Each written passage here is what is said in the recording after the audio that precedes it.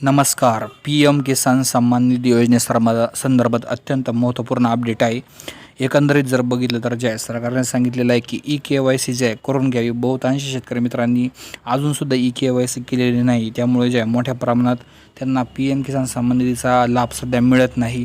एकंदरीत जर बघितलं तर जे आहे 15वा हप्ता या ठिकाणी बघू शकता. 15 installment of PM Kisan scheme on 15 November 2023 म्हणजे आज 15वा हप्ता जे आहे 15 नोव्हेंबर रोजी जे आहे 2023 रोजी जाहीर झालेले आहे.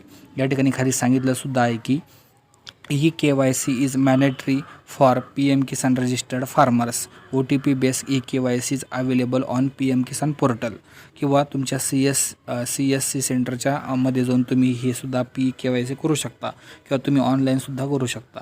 आता यामध्ये जर बघितलं तर ज्यांनी KYC केलेली नाही त्यांना योजनेचा लाभ मिळत नाही. त्यांनी लवकरात लवकर KYC करून घ्यावी.